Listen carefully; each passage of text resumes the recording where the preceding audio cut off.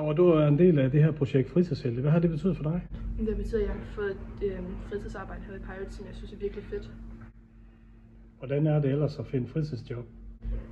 Nu vil jeg sige, at jeg kun prøvet at arbejde med reklamer, og det tog sådan 4 måneder, før jeg fik noget. Men jeg synes, det er fedt at arbejde herude. Hvad var arbejdsopgaven? Hvad tænker du om den?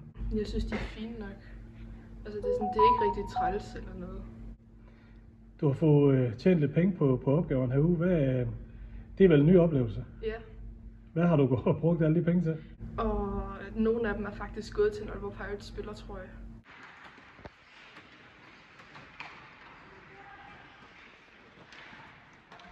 Jeg tænker, det har været sjovt. Det har også bare været sådan, der har været sådan en masse ting, som der også har været godt for os med både ishockeykampe, men også bare sådan, der har også været alt muligt andet, som der også har været sjovt for os.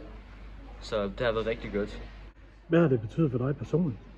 Altså det betyder for mig, at jeg kom ud og prøve noget mere, fordi før der havde jeg slet ikke prøvet det her med at se ishockey, og jeg vidste slet ikke, det var så sjovt.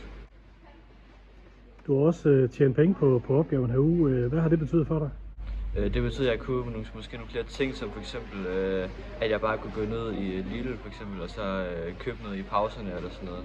I stedet for, at jeg skulle til at sådan, vente sådan, måske til fødselsdag eller sådan noget, og så sådan spare på den måde.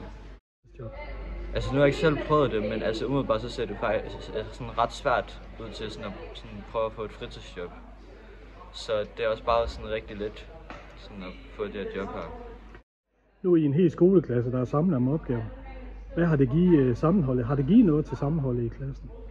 Det har måske givet lidt, fordi vi har alle sammen noget at snakke om nu. Vi har det her med, at om der er nogen, der kan tage ens vagter, hvis nu man ikke kan, eller sådan, er der nogen, der kommer til ishockeykampe, eller sådan det, ja.